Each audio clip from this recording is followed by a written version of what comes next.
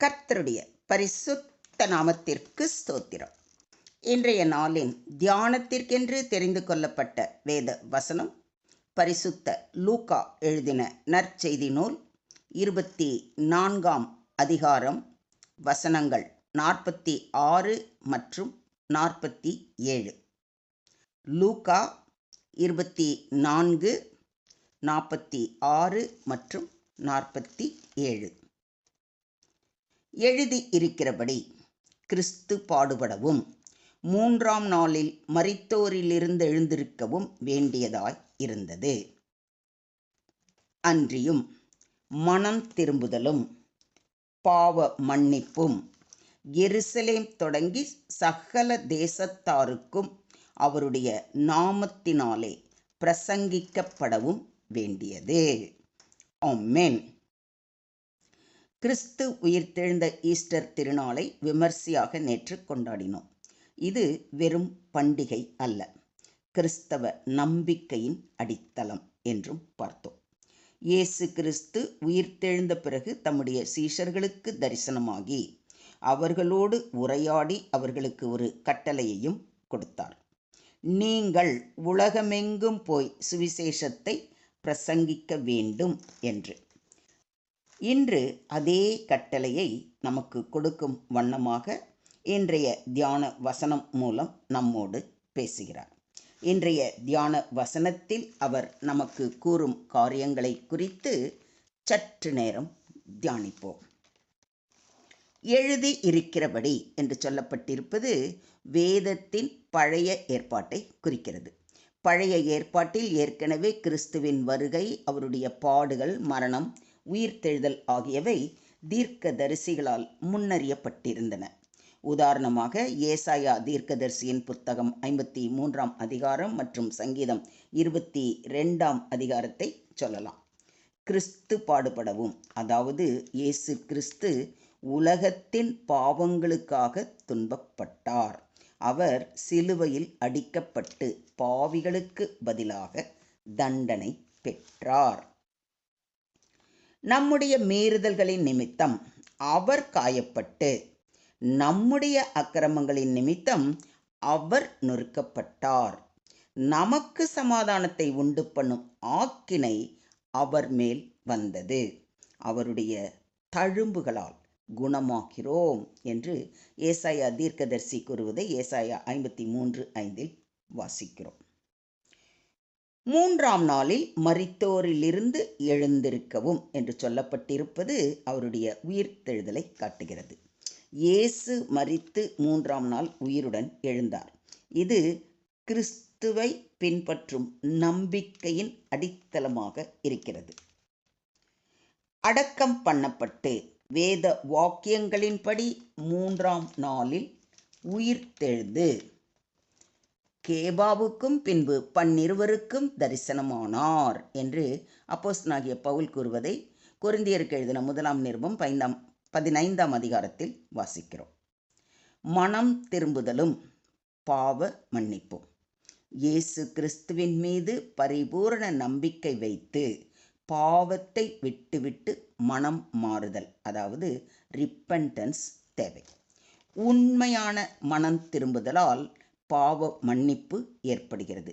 அதனால்தான் யோவான் ஸ்நானகன் மனம் திரும்புங்கள், பரலோக ராஜ்யம் சமீபித்திருக்கிறது என்று பிரசங்கம் பண்ணினான். எருசலேம் தொடங்கி சகல தேசத்தாருக்கும் என்று சொல்லப்பட்டிருப்பதை கவனியுங்கள். இயேசு கிறிஸ்துவின் பிறப்பு, பாடுகள், மரணம், உயிர்த்தெழுதல் ஆகிய இந்த சுவிசேஷம் முதலில் எருசலேமில் இருந்தே பிரசங்கிக்கப்படும். பின்னர் அது எல்லா தேசங்களுக்கும் பரவும். இது திருச்சபையின் பரிசுத்த பணியை உணர்த்துகிறது.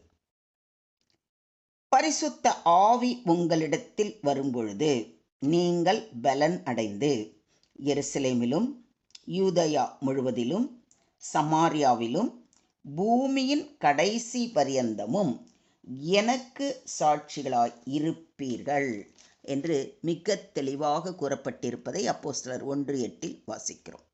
இயேசுவின் நாமத்தில்தான் பாவ மன்னிப்பு, மீட்பு, நித்திய ஜீவன் கிடைக்கும். All comes through him only.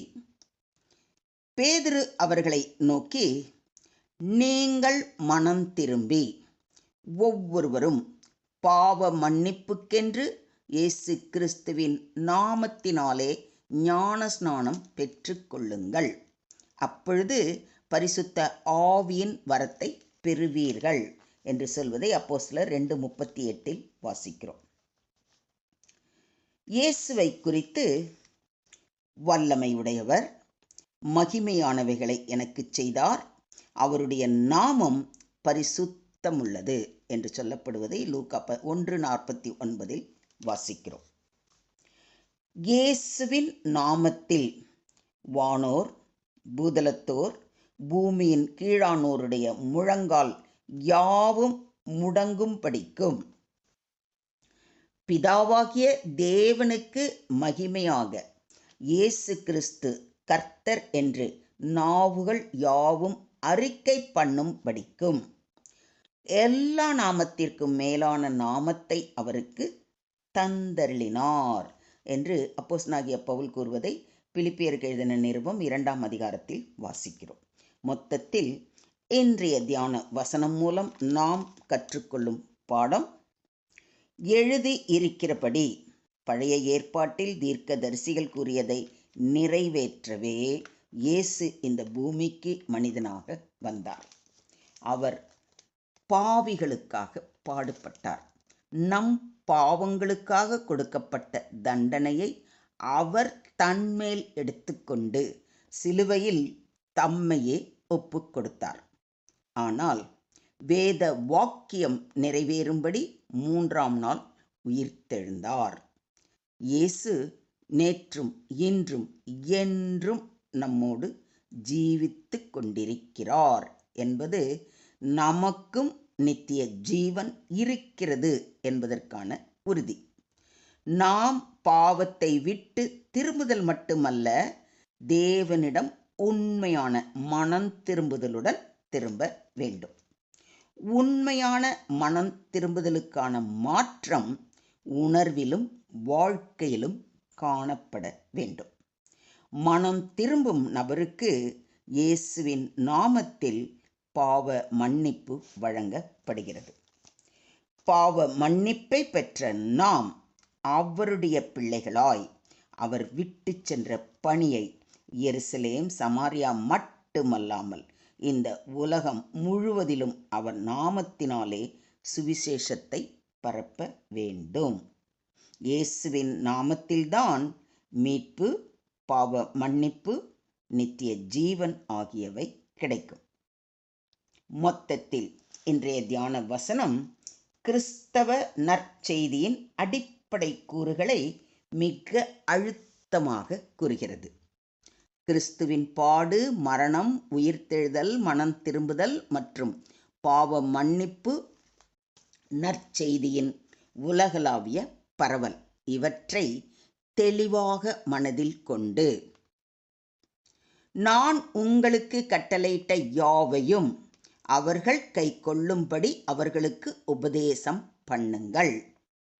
இதோ உலகத்தின் முடிவு பரியந்தம் சகல நாட்களிலும் நான் உங்களுடனே இருக்கிறேன் என்று சொன்ன வார்த்தையின்படி அவர் நம் கூடவே இருக்கிறார் என்ற உறுதியோடு அவர் நமக்கு இட்ட கட்டளையை நிறைவேற்றுவோம்.